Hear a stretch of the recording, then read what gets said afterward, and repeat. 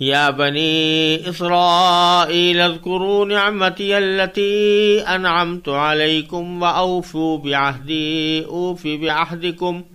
وإياي فارهبون وآمنوا بما أنزلت مصدقا لما معكم ولا تكونوا أول كافر به ولا تشتروا بآياتي ثمنا قليلا وإياي فاتقون ولا تلبسوا الحق بالباطل وتكتموا الحق وأنتم تعلمون وَأَقِيمُوا الصَّلَاةَ وَآتُوا الزَّكَاةَ وَارْكَعُوا مَعَ الرَّاكِعِينَ أَتَأْمُرُونَ النَّاسَ بِالْبِرِّ وَتَنْسَوْنَ أَنفُسَكُمْ وَأَنْتُمْ تَتْلُونَ الْكِتَابَ أَفَلَا تَعْقِلُونَ وَاسْتَعِينُوا بِالصَّبْرِ وَالصَّلَاةِ وَإِنَّهَا لَكَبِيرَةٌ إِلَّا عَلَى الْخَاشِعِينَ الذين يظنون أنهم ملاقو ربهم وأنهم إليه راجعون۔ اے بنی اسرائیل، میری وہ نعمت یاد کرو جو میں نے تم کو عطا کی تھی، اور تم مجھ سے کیا ہوا عہد پورا کرو تاکہ میں بھی تم سے کیا ہوا عہد پورا کروں، اور تم کسی اور سے نہیں بلکہ صرف مجھی سے ڈرو، اور جو کلام میں نے نازل کیا ہے اس پر ایمان لاؤ، جبکہ وہ اس کتاب یعنی تورات کی تصدیق بھی کر رہا ہے جو تمہارے پاس ہے، اور تم ہی سب سے پہلے اس کے منکر نہ بن جاؤ، اور میری آیتوں کو معمولی سی قیمت لے کر نہ بیچو، اور کسی اور کے بجائے صرف میرا خوف دل میں رکھو، اور حق کو باطل کے ساتھ گڈمڈ نہ کرو، اور نہ حق بات کو چھپاؤ جبکہ اصل حقیقت تم اچھی طرح جانتے ہو، اور نماز قائم کرو اور زکوٰۃ ادا کرو، اور رکوع کرنے والوں کے ساتھ رکوع کرو۔ کیا تم دوسرے لوگوں کو تو نیکی کا حکم دیتے ہو اور خود اپنے آپ کو بھول جاتے ہو، حالانکہ تم کتاب کی تلاوت بھی کرتے ہو؟ کیا تمہیں اتنی بھی سمجھ نہیں؟ اور صبر اور نماز سے مدد حاصل کرو۔ نماز بھاری ضرور معلوم ہوتی ہے، مگر ان لوگوں کو نہیں جو خشوع یعنی دھیان اور عاجزی سے پڑھتے ہیں، جو اس بات کا خیال رکھتے ہیں کہ وہ اپنے پروردگار سے ملنے والے ہیں اور ان کو اسی کی طرف لوٹ کر جانا ہے۔ بنو اسرائیل سے جو طویل خطاب سورہ بقرہ میں کیا گیا ہے، یہ اس کا پہلا حصہ ہے، اور اللہ تبارک و تعالیٰ نے اس حصے میں بنی اسرائیل کو خطاب کرتے ہوئے ان کو ملامت سے زیادہ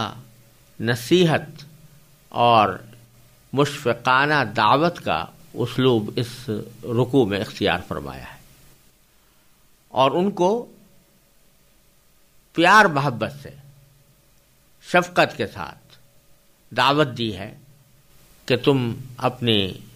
سابق حرکتوں سے باز آ کر اب اللہ تبارک و تعالیٰ کے صحیح معنی میں فرما بردار بنو۔ چنانچہ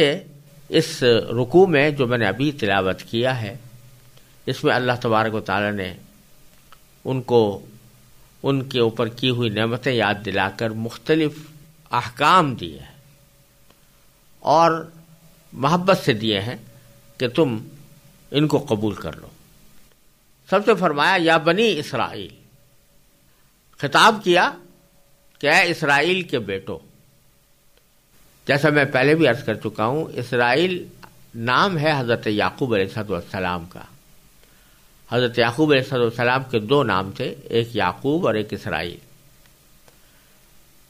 اس میں سے اسرائیل جو ہے، اس لفظ کو یہاں پر استعمال کیا اللہ تعالیٰ نے، حالانکہ خود حضرت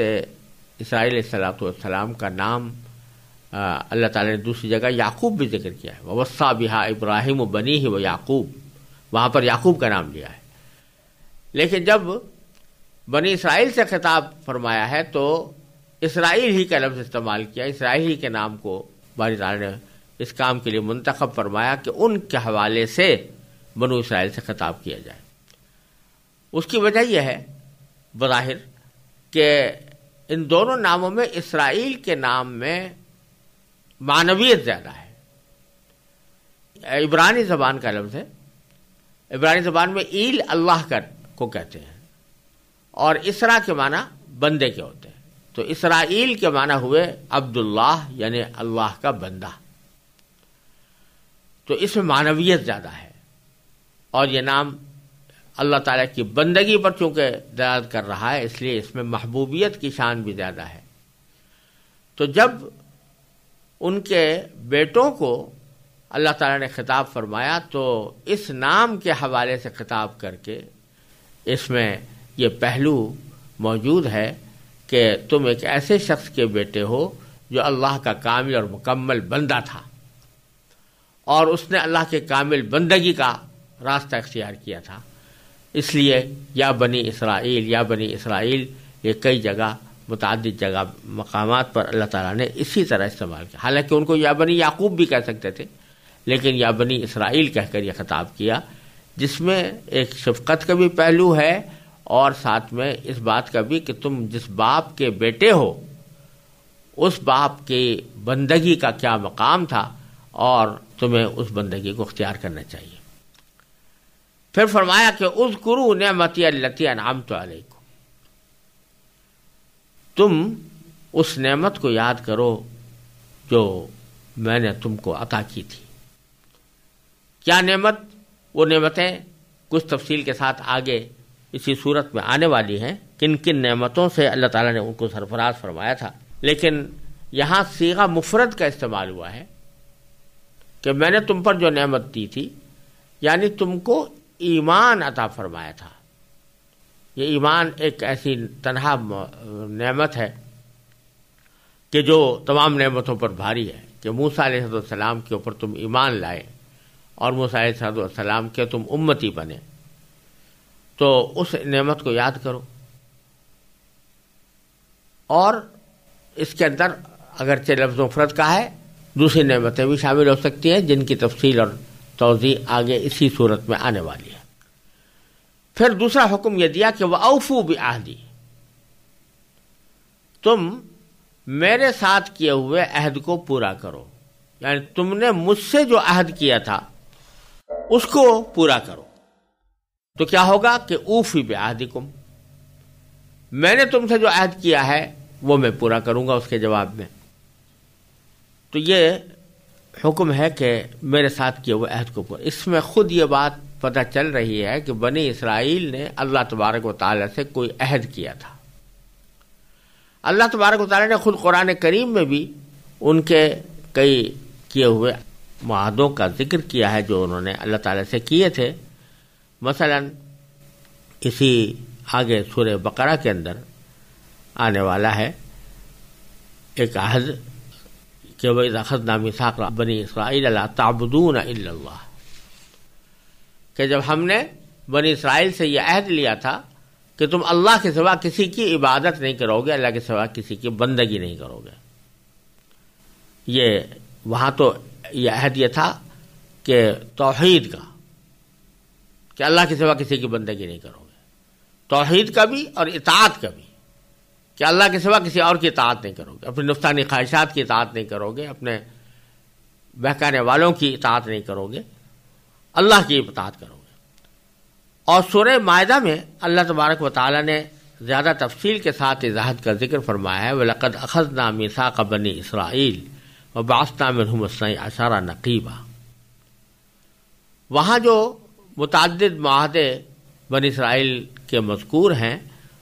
اس میں اللہ تعالیٰ کا یہ ارشاد و منقول ہے کہ لئن اقمتم الصلاة وآتیتم الزکاة وآمنتم بالرسل وعزرتموہ، کہ اگر تم نے نماز قائم کی اور تم نے زکوٰۃ ادا کی اور میرے رسولوں پر ایمان لائے اور تم نے ان کی تعظیم بھی کی تو پھر تمہارا انجام اچھا ہوگا۔ آگے سورہ مائدہ میں یہ بات فرمائی گئی ہے۔ تو اس معاہدے کا ایک اہم حصہ یہ تھا کہ آمنتم برسلی، میرے جتنے پیغمبر آئیں گے تم سب پر ایمان لاؤ گے اور سب کو سچا سمجھ کر ان کی تعلیمات پر عمل کرو گے. تو اس میں ظاہر ہے کہ سب سے افضل پیغمبر نبی آخر الزماں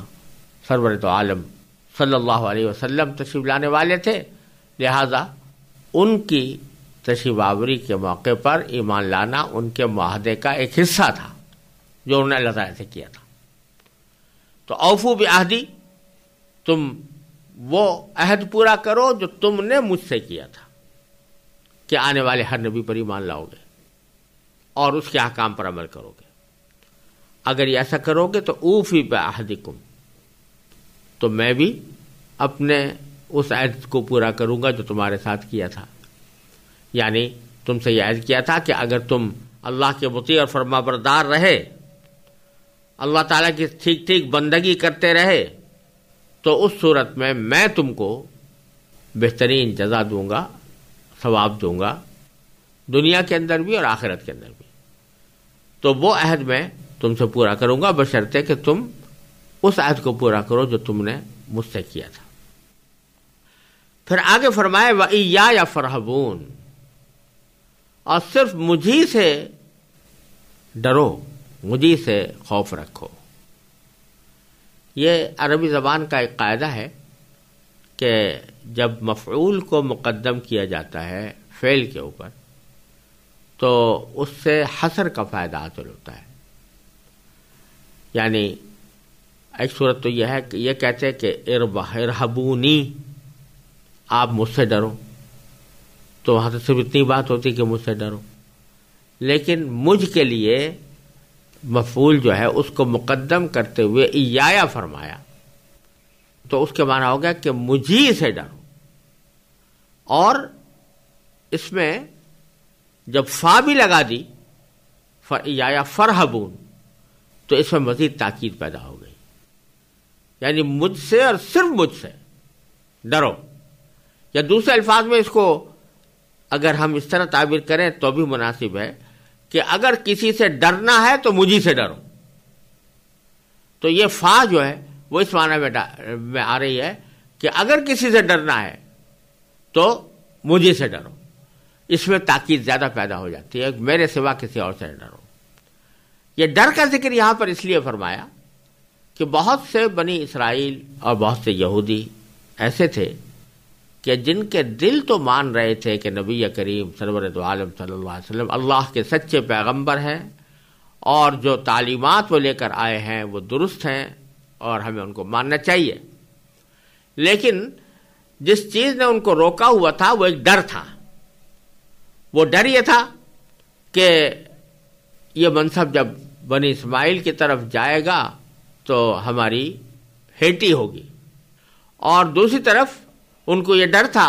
کہ خود ہماری قوم کے لوگ ہمیں نام رکھیں گے، ہمیں الزام دیں گے، ہمیں بددین کہیں گے. اور سب سے بڑا ڈر یہ کہ ہماری سرداری اور چودراہٹ ختم ہو جائے گی اور اس کے نتیجے میں ہمارے پر جو نذرانے چڑھاوے آتے ہیں وہ بند ہو جائیں گے. اللہ تبارک و تعالی یہاں پر یہ ارشاد فرما رہے ہیں کہ یہ دنیا کی چند معمولی فوائد، چاہے وہ نذرانوں چڑھاووں ہدیوں اور تحفوں کی شکل میں ہو یا سرداری کی شکل میں ہو، یہ ان کا چھن جانا کوئی ایسی چیز نہیں ہے کہ جس سے انسان ڈرے اور اس کی بنا پر حق سے منہ موڑے. اصل ڈر تو مجھ سے ہونا چاہیے کہ تم مجھ پر ایمان رکھتے ہو، اللہ تعالیٰ پر ایمان رکھتے ہو، اور یہ بھی ایمان رکھتے ہو کہ اللہ تعالیٰ ہر چیز پر قادر ہے. یہ بھی ایمان رکھتے ہو کہ اللہ تبارک و تعالیٰ کا عذاب بڑا سخت ہے. لہذا اگر کسی سے ڈرنا ہے تو مجھ سے ڈرو، اور اپنے لوگوں سے ڈر کر یا اپنی سرداری سے محروم ہو جانے کے خوف سے تم حق بات کو قبول کرنے سے انکار نہ کرو. اور یہ اللہ تبارک و تعالیٰ کے کلام کا ایک انداز ہے کہ جب کسی خاص فریق کو کوئی حکم دیا جاتا ہے تو اگرچہ وہ براہ راست تو اسی فریق سے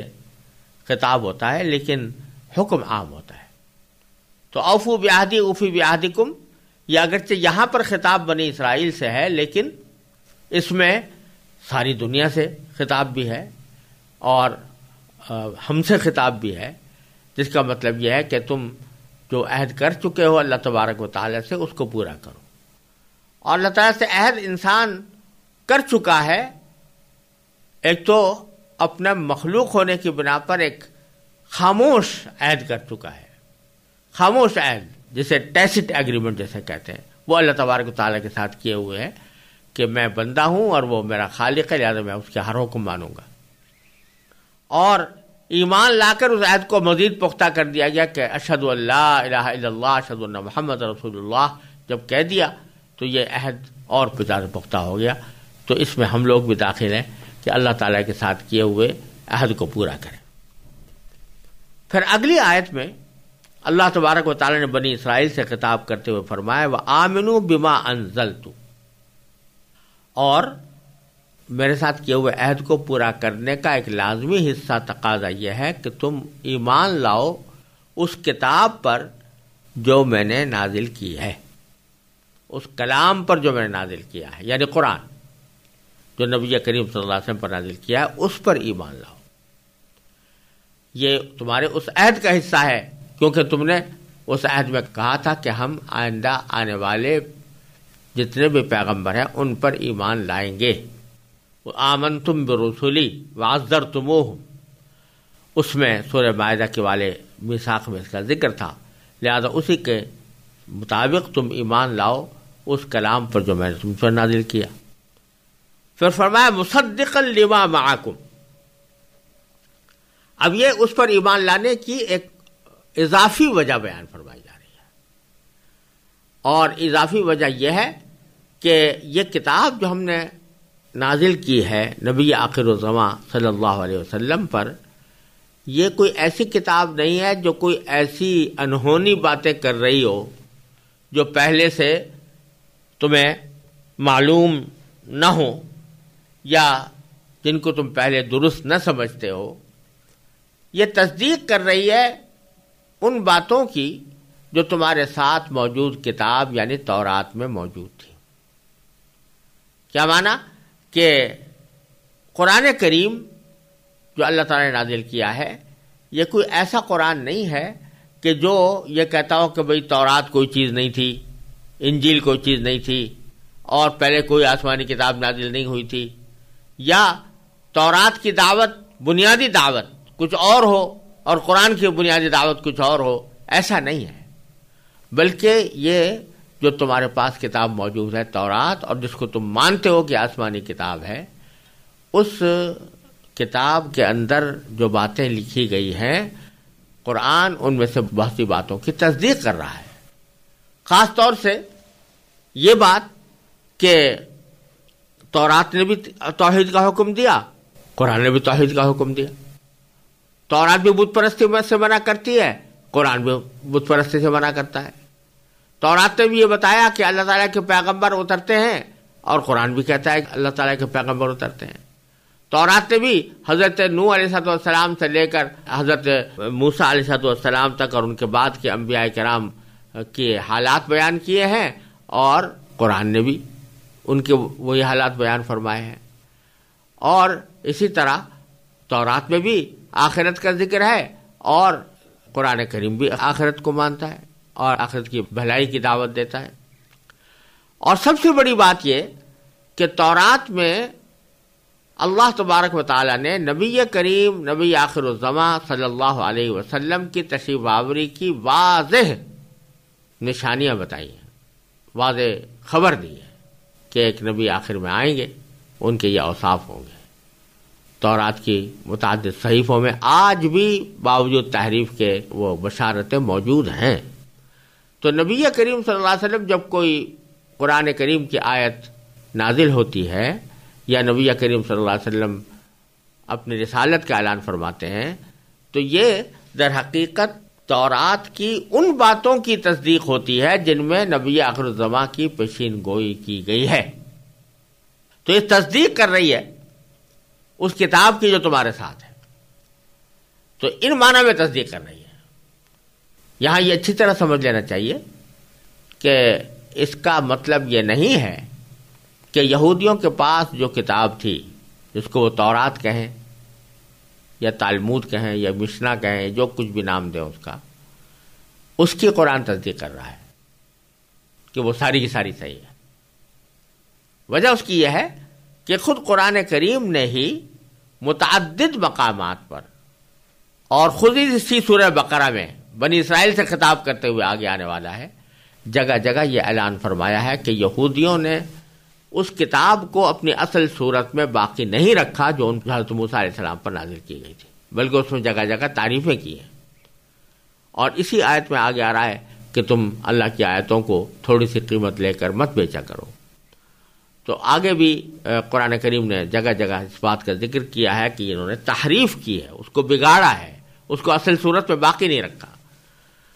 تو جب قرآن یہ کہہ رہا ہے کہ انہوں نے اس کو بگاڑا ہے، تو یہ مطلب اس کا ہرگز نہیں ہو سکتا کہ ایک طرف تو کہہ رہا ہے کہ بگاڑا ہے اور تعریف کی ہے، اور دوسری طرف یہ کہے کہ یہ ساری کتاب جو کچھ بھی یہ دکھا رہے ہیں یہ ساری کی ساری سچ ہے اور ہم اس کی تصدیق کرتے ہیں۔ لہذا دونوں باتیں ایک ساتھ جمع نہیں ہو سکتی، لہذا دونوں کا ملا کر جو نتیجہ نکلتا ہے وہ یہ کہ اگرچہ انہوں نے بہت ساری تعریفات کر لی ہیں اور کتاب کو بدل دیا ہے، بگاڑ کر رکھ دیا ہے، اس کے باوجود اس میں کچھ صحیح باتیں بھی ہیں، کچھ نہیں، اچھی خاصی صحیح باتیں ہیں، اور قرآن کریم ان صحیح باتوں کی تصدیق کرتا ہے، اور ساتھ ساتھ اس میں نبی آخر الزماں کی پیشین گوئی کی جو باتیں کی گئی ہیں، جو اشارے دیے گئے ہیں، بلکہ صراحت کے ساتھ موجود ہیں۔ تو یہ قرآن ان کی تصدیق کر رہا ہے اور ان کو سچا کر کے دکھا رہا ہے کہ دیکھو یہ پیشین گوئی جو کی تھی وہ اس طرح سچی ہوئی کہ نبی کریم صلی اللہ علیہ وسلم تشریف لائے اور آپ پر قرآن کریم نازل ہوا۔ یہ معنی ہے مصدق لما معکم کے۔ یہ جملہ بکثرت آگے آئے گا، اور قرآن کریم میں متعدد مقامات پر جہاں تورات کا یا انجیل کا ذکر آیا ہے وہاں یہ جملہ موجود ہے، مصدق لما معکم۔ اس کا مطلب یہی ہے جو میں نے ابھی عرض کیا کہ اس کی بنیادی دعوت، تورات کی اور انجیل کی جو بنیادی دعوت تھی اس کی تصدیق کرتا ہے، اور اس کے اندر جو نبی آخر الزماں کی تشریف آوری کی بشارتیں دی گئی تھیں ان کی تصدیق کرتا ہے اور ان کا مصداق بنتا ہے۔ تو یہ ایک دوسرا ایک اضافی عامل ہے کہ جو یہودیوں کو ایمان کی طرف راغب کرنے کے لیے اللہ تعالیٰ نے یہاں پر استعمال فرمایا کہ اگر کوئی ایسی کتاب آئی ہوتی جس نے تمہاری آسمانی کتاب کو بالکل ہی سرے سے ریجیکٹ کر دیا ہوتا اور یہ کہہ دیا ہوتا کہ ہم اس کی کوئی بات نہیں مانتے، اور اس کے علاوہ کوئی نئے عقیدے، نئی تعلیمات لے کر آتی، تو پھر تو کوئی وجہ تھی کہ تم اس کا انکار کرتے۔ لیکن یہ ایسی کتاب نازل ہوئی ہے کہ جو تمہارے ساتھ موجود کتاب کی یعنی تورات کی تصدیق کر رہی ہے، تو تمہیں اس کے اوپر اور زیادہ ایمان لانا چاہیے۔ آخر میں فرمایا اسی آیت کے دوران، اسی آیت کے حصے میں کہ وَلَا تَكُونُوا أَوَّلَ كَافِرٍ بِهِ، کہ تم اس کے پہلے ہی سب سے پہلے اس کے منکر نہ بن جاؤ۔ سب سے پہلے اس کے منکر نہ بن جاؤ کے معنی یہ در حقیقت توجہ اس طرف دلائی جا رہی ہے کہ بت پرستوں کے مقابلے میں تم زیادہ اس بات کے حقدار ہو کہ اس قرآن کو قبول کرو، اس لیے کہ تمہارے پاس آسمانی کتابیں موجود ہیں اور تم مانتے ہو کہ اللہ تعالیٰ پیغمبر بھیجتے رہے ہیں، تم مانتے ہو کہ اللہ تعالیٰ کتابیں نازل کرتے رہے ہیں، تم مانتے ہو کہ تورات برحق ہے اور اسی تورات کے اندر نبی آخر الزماں کی پیشین گوئی بھی درست ہے، لہذا تمہیں تو سب سے پہلے آگے بڑھ کر یہ ایمان قبول کرنا چاہیے تھا۔ لیکن ہو یہ رہا ہے کہ بت پرستوں کی تو بہت بڑی تعداد ایمان لا چکی ہے اور تم ابھی تک پیچھے پڑے ہو، تم میں سے بہت کم لوگ ایمان لائے ہیں۔ تو تم گویا عملاً صورتحال یہ پیدا ہو رہی ہے کہ سب سے پہلے انکار کرنے والے تم بن رہے ہو، جبکہ سب سے پہلے انکار کرنے والے بت پرست ہونے چاہیے تھے، لیکن تم سب سے پہلے انکار کرنے والے بن رہے ہو۔ یہ تمہارے لیے بہت ہی بری بات ہے، تو ایسا نہ کرو، اور تم بجائے سب سے پہلے کافر بننے کے سب سے پہلے مسلم بنو اور اس ایمان کی تصدیق کرو، اس قرآن کریم کی تصدیق کرو۔ پھر فرمایا وَلَا تَشْتَرُوا بِآيَاتِي ثَمَنًا قَلِيلًا، اور میری آیتوں کو تھوڑی سی قیمت لے کر مت بیچا کرو۔ بیچنے سے مراد در حقیقت یہ ہے یہاں پر کہ بعض اوقات یہودی کے بعض نابدعنوان قسم کے رہنما یہ کام کرتے تھے کہ اگر کسی کو کوئی مسئلہ پوچھنا ہے اور وہ چاہتا ہے کہ اس کے اپنی مرضی کے مطابق اس کا جواب مل جائے، تو یہ لوگ تورات کی ایسی معنوی تحریف کر کے اس کے ایسے معنی بیان کرتے تھے، ایسے تشریح کرتے تھے جو اس آدمی کے حق میں چلی جائے، اور اس کے لیے وہ ان سے رشوت لیتے تھے۔ کہتے تھے بھئی اگر تم اتنے پیسے دو تو پھر میں تمہارا معاملہ حل کرا دوں گا اور تورات کی ایسی تشریح کروں گا کہ جس کے نتیجے میں تمہارا معاملہ درست ہو جائے، تمہارے حق میں فیصلہ ہو جائے۔ تو اس رشوت لے کر تورات کی معنوی تحریف کو اللہ تعالیٰ نے یہاں بیچنے سے تعبیر کیا کہ آیتوں کو بیچ رہے ہو تھوڑی سی قیمت لے کر۔ اور یہ تو معنوی تحریف تھی۔ کہا جاتا ہے کہ بعض جگہ پر لفظی تحریف بھی رشوت کی خاطر کی گئی ہے، معمولی سے قیمت کی خاطر۔ تو دونوں ہی باتیں ہو سکتی ہیں، تعریف معنوی بھی اور تعریف لفظی بھی وہ تھوڑی سی قیمت لے کر کرتے تھے۔ تو اللہ تعالیٰ فرماتے ہیں کہ یہ تمہاری بہت ہی خراب بات ہے اور اس سے تم احتراز کرو۔ یہاں یہ بھی سمجھنے کی بات ہے کہ یہ فرمایا کہ میری آیتوں کو تھوڑی سی قیمت لے کر مت بیچو، تو بظاہر تو اس کا اگر مفہوم مخالف لیا جائے تو یہ نکلتا ہے کہ اگر زیادہ قیمت میں بیچو تو بیچ سکتے ہو، لیکن ظاہر ہے کہ محاورات کے لحاظ سے یہ معنی کبھی کوئی شخص، کوئی عقل مند شخص مجھ سے مراد نہیں لے سکتا۔ اصل میں مقصود تو یہ ہے کہ جتنی بھی قیمت لوگے وہ حقیقت بہت تھوڑی ہوگی اس عذاب کے مقابلے میں جو اس تحریف کا اللہ تعالیٰ نے مقرر کیا ہے، اس کے مقابلے میں جو قیمت ملوگے وہ تھوڑی ہوگی۔ لہذا یہاں یہ بات سمجھ لینی چاہیے کہ بعض اوقات قرآن کریم کوئی الفاظ کسی جگہ پر بڑھاتا ہے تو کسی عمل کی شناعت، قباحت اور اس کی برائی کو زیادہ واضح طور پر بیان کرنے کے لیے کچھ الفاظ بڑھاتا ہے، وہ اس کی قید اعتراضی نہیں ہوتے، یعنی یہ مطلب نہیں ہوتا کہ اگر وہ صفت نہ پائی جائے تو حکم بدل جائے گا۔ تو یہ بھی اسی میں سے ہے، لا تشتروا بآیاتی ثمنا قلیلا، میری آیتوں کو تھوڑی سی قیمت لے کر نہ بیچو۔ یہ بالکل ایسا ہی ہے جیسے دوسری جگہ فرمایا یا ایھا الذین آمنوا لا تأکلوا الربا اضعافا مضاعفا، کیا ایمان والو تم سود نہ کھاؤ دو چند کر کے یا دگنا چوگنا کر کے مت کھاؤ۔ اس کا مطلب یہ نہیں ہے کہ دگنا چوگنا اگر نہیں ہوگا تو سود جائز ہو جائے گا، بلکہ مطلب یہ ہے کہ یہ اتنی خراب بات ہے، اس کی خرابی کو، اس کی شناعت اور قباحت کو ظاہر کرنے کے لیے یہ بڑھایا گیا ہے۔ اسی طرح یہاں پر بھی لا تشتروا بآیاتی ثمنا قلیلا ہے۔ اور پھر دوبارہ فرمایا وإیایا فاتقون، اور پھر مجھی سے ڈرو۔ پہلی جگہ فرحبون فرمایا تھا اور دوسری جگہ فتقون فرمایا ہے۔ لفظی ترجمہ اگر دیکھا جائے اردو میں ہمارے پاس کوئی اور لفظ نہیں ہے، دونوں جگہ رہب کا ترجمہ بھی خوف اور اتقاء کا ترجمہ بھی خوف، لیکن دونوں میں فرق یہ ہے کہ رہب جس کے لیے بولا جاتا ہے وہ ایسا خوف ہے بس دل میں خوف بیٹھا ہوا ہے انسان کے، رعب مسلط ہے، وہ تو رہب ہے۔ اور اتقاء وہ خوف ہے جس میں ساتھ ہی کوئی احتیاطی تدبیر بھی شامل ہو، یعنی خوف کی وجہ سے آدمی کوئی قدم بھی اٹھائے، کوئی احتیاط کا قدم بھی اٹھائے، کوئی تدبیر بھی کرے، وہ پھر اتقاء میں داخل ہوتا ہے۔ تو پہلی جگہ تو یہ فرمایا کہ سب سے پہلی بات تو یہ کہ تمہارے دل میں جو ڈر بیٹھا ہوا ہے دوسروں کا، یہ ڈر نکالو اور اللہ تعالیٰ کا ڈر داخل کرو. یہ ڈر داخل کرو کہ مجھے اللہ کے سامنے پیش ہونا ہے اور وہ مجھے عذاب دینے پر قادر ہے.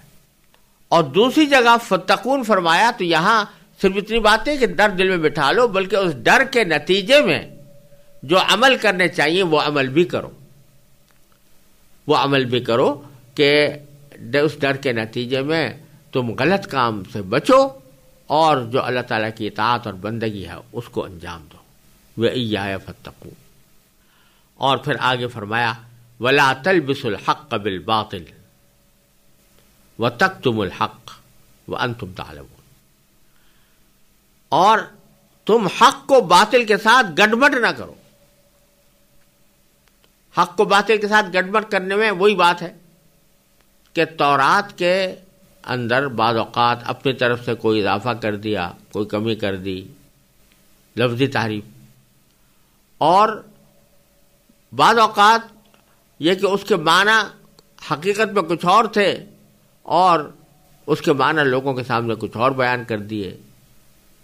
تو یہ معنوی تحریف ہو گئی. اس حق کو باطل کے ساتھ گڑبڑ کر دیا گیا. اس کی معنی فرمائی وَتَكْتُمُوا الْحَقَّ، اور حق کو مت چھپاؤ. یعنی حق بات کو بعض اوقات چھپا لیتے تھے. کوئی جب ایسا موقع آتا جس میں خیال ہوتا کہ ہمارے مفاد پر زد پڑے گی تو حق بات کو چھپا لیتے تھے. اس سے منع کیا گیا. وَأَنْتُمْ تَعْلَمُونَ، جبکہ تم خود جانتے ہو. کیا جانتے ہو؟ کہ حقیقت حال سے تم واقف ہو کہ حقیقی حکم کیا تھا، اور تم اپنے ظاہری مفادات کی خاطر وہ حکم کس طرح لوگوں کے سامنے بیان کر رہے ہو جو غلط ہوتا ہے. پھر فرمایا وَأَقِیمُوا الصَّلَاةَ وَآتُوا الزَّکَاةَ. پھر فرمایا کہ نماز قائم کرو اور زکوٰۃ ادا کرو. وَارْكَعُوا مَعَ الرَّاكِعِينَ، اور رکوع کرنے والوں کے ساتھ رکوع کرو. نماز قائم کرو، زکوٰۃ ادا کرو، یہ احکام تو واضح ہے. اور یہاں یہ بات صرف قابل ذکر ہے بطور خاص کہ اللہ تعالیٰ جہاں دین پر عمل کرنے کا ذکر فرماتے ہیں تو عام طور سے سب سے پہلے نماز کا ذکر ہوتا ہے. اقیم الصلاۃ، جس سے معلوم ہوا کہ نماز جو ہے وہ دین کا ستون ہے. اور اسی لیے نبی کریم صلی اللہ علیہ وسلم نے ارشاد فرمایا الصلاۃ عماد الدین. وہ دین کا ستون ہے، جو اس کو کھڑا کرے گا وہ دین کے ستون کو کھڑا کرے گا، اور جو اس کو ضائع کرے گا وہ دین کے ستون کو گویا منہدم کر رہا ہے. لہذا اس سے نماز کی اہمیت واضح ہو رہی ہے. اور اسی کے ساتھ اکثر و بیشتر اللہ تعالیٰ زکوٰۃ کی ادائیگی کا حکم دیتے ہیں. تو اس کے ساتھ ہی پھر فرمایا وَارْكَعُوا مَعَ الرَّاكِعِينَ، تم رکوع کرنے والوں کے ساتھ رکوع کرو. بعض مفسرین نے اس جگہ یہ فرمایا کہ یہودی جو نماز پڑھتے تھے اس میں رکوع نہیں ہوتا تھا، تو اس لیے اللہ تعالیٰ نے خاص طور پر یہ فرمایا کہ ارکعوا مع الراکعین. یہ بات ہو سکتی ہے کہ یہ وجہ ہو، لیکن بنیادی بات یہ ہے کہ جماعت کی نماز کی اس میں تاکید کی گئی ہے. مقصود یہ ہے کہ نماز پڑھنا ہی مقصود نہیں ہے کہ انفرادی طور پر انسان نماز پڑھ لے، بلکہ وہ جماعت کے ساتھ ہونی چاہیے. ارکعوا مع الراکعین، جہاں اور لوگ رکوع کر رہے ہیں وہاں تم بھی رکوع کرو، یعنی جماعت کے ساتھ پڑھو. اسی لیے جماعت کے بارے میں کہا گیا ہے کہ وہ سنت موقدہ قریب بواجب ہے. اور نبی کریم صلی اللہ علیہ وسلم نے جماعت کی بلا عذر چھوڑنے پر وعید بیان فرمائی ہے. ایک حدیث میں رسول کریم صلی اللہ علیہ وسلم نے ارشاد فرمایا کہ میرا دل چاہتا ہے کبھی کبھی کہ میں کسی وقت ایسا کروں کہ مسجد میں کسی شخص کو امامت کے لیے کھڑا کر دوں کہ وہ نماز پڑھانا شروع کرے جماعت، اور پھر میں باہر جا کر ان لوگوں کے گھروں میں جاؤں جو نماز میں حاضر نہیں ہوتے، اور پھر جا کر میں ان کے گھروں کو جلا دوں. یعنی جماعت کو چھوڑ کر تنہا چاہے وہ نماز پڑھ رہے ہوں، لیکن جماعت کو ترک کرنا اتنا بڑا سنگین معاملہ ہے کہ حضور اقدس صلی اللہ علیہ وسلم فرمایا کہ میرا دل چاہتا تھا کہ ان کے ایسے لوگوں کے گھروں کو آگ لگا دو. اس سے جماعت کی اہمیت معلوم ہوتی ہے. پھر آگے ارشاد فرمایا اتأمرون الناس بالبر وتنسون انفسکم وَأَنْتُمْ تَتْلُونَ الْكِتَابَ، کہ کیا تم لوگوں کو تو نیکی کا حکم دیتے ہو اور خود اپنے آپ کو بھول جاتے ہو،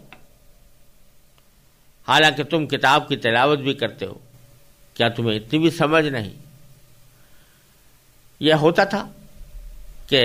یہودیوں کے ہاں یہ بات بڑی کثرت سے پائی جاتی تھی کہ جو ان کے علماء ہوتے تھے، واعظین ہوتے تھے، وہ لوگوں کو جب نصیحت کرتے تو بڑے اہتمام کے ساتھ کرتے اور گناہوں سے بچنے کی تلقین کرتے، لیکن خود اپنی عملی زندگی میں نہ ان گناہوں سے بچتے تھے اور نہ ان طاعات کو بجا لاتے تھے جن کی طرف دوسرے لوگوں کو وہ دعوت دے رہے ہیں۔ ان سے خود ان کو نہ کرنے کا اہتمام تھا، نہ گناہوں سے بچنے کا اہتمام تھا۔ اللہ بچائے، یہ صورتحال تقریباً ہر مذہب میں ہوتی ہے، تو ان کے مذہب میں خصوصی طور پر کچھ زیادہ تھی، اس لیے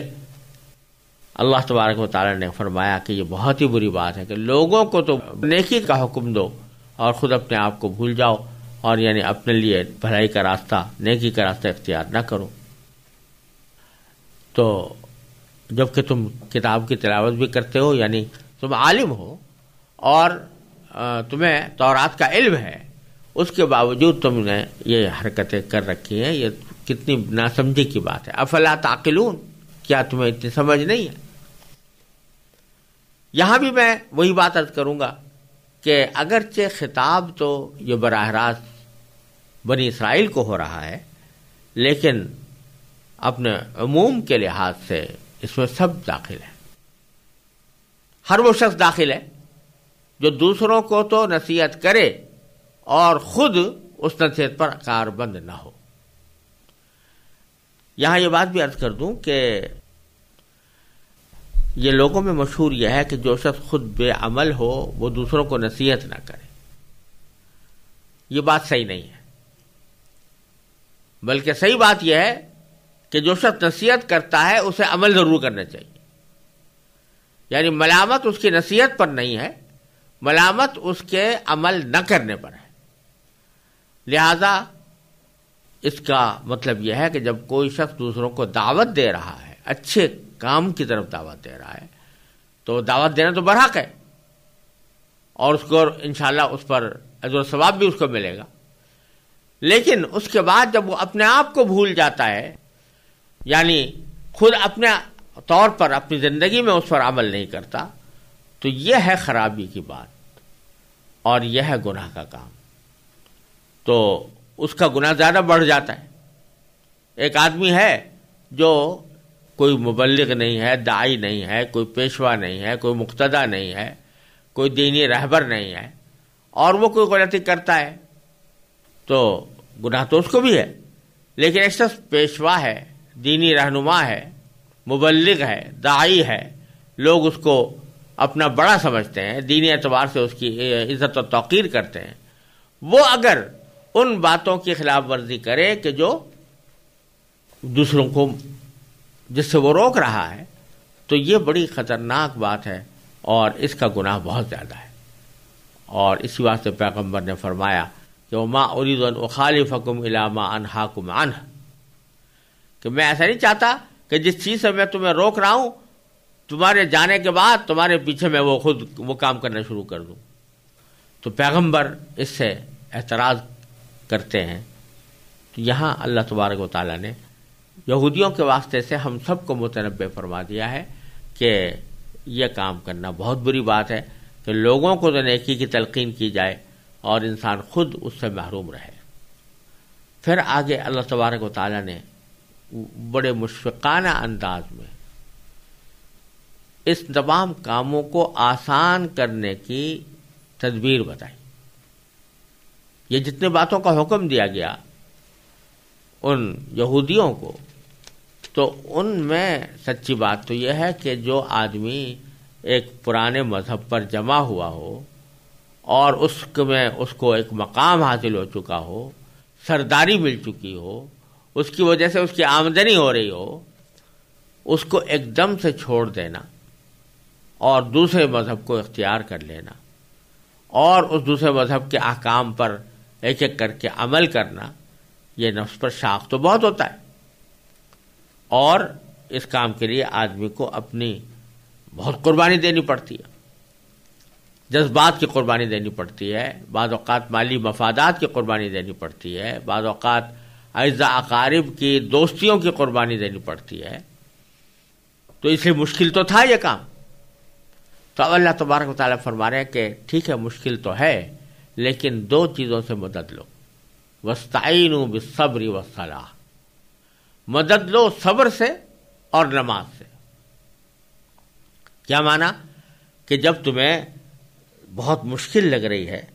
کہ میں اپنے اس پرانے طرز عمل کو کیسے چھوڑوں، اور مجھے اس میں بڑی مشقت معلوم ہو رہی ہے، میرے مفادات کا نقصان ہو رہا ہے، تو اس وقت میں دو چیزوں کا تصور کرو۔ ایک یہ کہ صبر کرو۔ صبر کے معنی ہوتے ہیں کہ ناگوار بات کو برداشت کرنا۔ اشارہ اس طرف ہے کہ صبر تو انسان کو کہیں نہ کہیں دنیا میں کرنا ہی پڑتا ہے، کیونکہ دنیا کا کوئی انسان ایسا نہیں ہے جس کی ہر خواہش پوری ہو جاتی ہو، چاہے وہ کتنا بڑا صاحب اقتدار ہو، چاہے وہ کتنا بڑا عالم ہو، چاہے وہ کتنا بڑا پیشوا ہو، ایسا نہیں ہوتا کہ اس کی ہر خواہش پوری ہو۔ ایسا نہیں ہوتا کہ کسی بھی انسان کو خلاف طبیعت معاملات پیش نہ آئیں، ناگوار باتیں سامنے نہ آئیں۔ ناگوار باتیں آتی ہیں، خلاف طبیعت امور پیش آتے ہیں، لیکن آدمی پھر اس کے سوا اس کے پاس چارہ نہیں ہوتا کہ وہ صبر کرے، اور وہ اس تکلیف کو یا صدمے کو یا رنج کو ہٹانے کا پوزیشن میں نہیں ہوتا۔ تو اللہ تبارک و تعالیٰ فرما رہے ہیں جس طرح اس جگہ پر صبر کرتے ہو، تو یہاں دین کی خاطر، اللہ تعالیٰ کی رضا کی خاطر صبر سے کام لو، اور اپنے دنیاوی مفادات کو قربان کرو اللہ کے لیے۔ اس سے صبر سے، یعنی جب تم تصور کرو گے کہ میں ساری دنیاوی مقاصد کے لیے بہت سے معاملوں میں اپنی طبیعت کے خلاف کام کرتا ہوں، تو یہ دین کے معاملے میں بھی اپنے طبیعت کے خلاف کام کروں گا، تو اس سے تمہیں مشقت میں نسبتاً کمی آئے گی، اور اس کے تمہارے لیے یہ کام آسان ہوگا۔ اور دوسری چیز جو فرمائی وہ صلاح، وہ نماز، کہ نماز سے مدد لو۔ کیا معنی؟ کہ نماز جو ہے یہ بھی تمہارے دل میں جو خوف بیٹھا ہوا ہے اپنے مفادات کے ضائع ہو جانے کا، اور اس کی وجہ سے تمہیں بے ہمت بنا رہا ہے اور صحیح راستے پر چلنے نہیں دیتا، اگر نماز پڑھو گے، اور نماز اللہ تعالیٰ سے دعا پر بھی مشتمل ہوتی ہے، تو جب تم یہ پڑھو گے تو یہ تمہارے دل کا خوف رفتہ رفتہ ظاہر ہوگا۔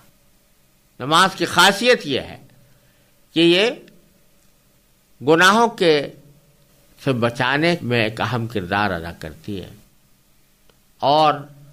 اس کے نتیجے میں انسان کا جو دل میں خواہشات گناہوں کی پیدا ہو رہی ہوتی ہیں، ان کے اوپر بریک لگتا ہے،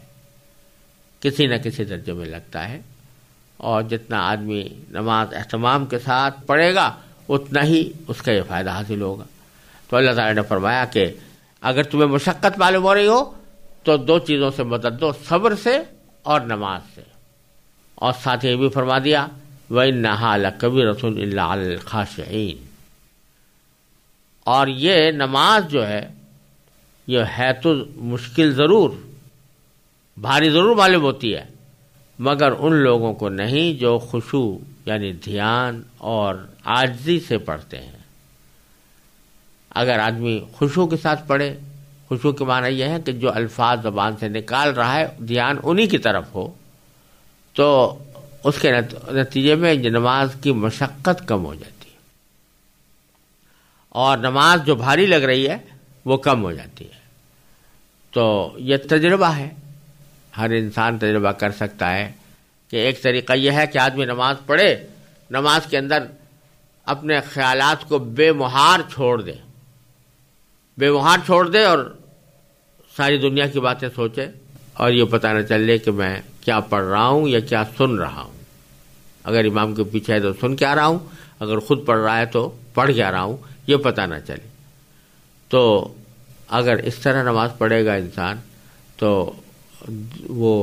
4 رکعتیں بھی اس کو پڑھنا بھاری ہوگا. لیکن اگر آدمی الفاظ کو دھیان دے کر پڑھے گا، جو الفاظ پڑھ رہا ہے اس کو دھیان دے کے پڑھے، الحمدللہ رب العالمین پڑھا تو معلوم ہو کہ الحمدللہ رب العالمین پڑھا، الرحمن الرحیم پڑھا تو معلوم ہو دل کو کہ میں الرحمن الرحیم پڑھ رہا ہوں. ایسے لوگ جو اس طرح خشوع کے ساتھ نماز پڑھتے ہیں، نماز ان کے لیے بھاری نہیں ہوتی، وہ آسان ہو جاتی ہے، ہلکی ہو جاتی ہے.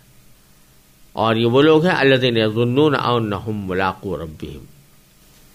کہ وہ اس بات کی پر یقین رکھتے ہیں، اس بات پر ایمان رکھتے ہیں کہ وہ کسی دن اپنے پروردگار سے جا کر ملنے والے ہیں، اور وانہم الیہ راجعون، اور اس بات پر وہ یقین رکھتے ہیں کہ اللہ تعالیٰ کی طرف وہ لوٹ کر جانے والے ہیں. تو ایسے لوگ جب نماز پڑھتے ہیں تو وہ نماز ان کو دین پر چلنے کا راستہ آسان کر دیتی ہے ان کے لیے، اور اس صورت میں جو حکم پیچھے دیے گئے ہیں ان حکموں پر بھی عمل کرنا تمہارے لیے آسان ہو جائے گا. یہ ہے خلاصہ اس رکوع کا،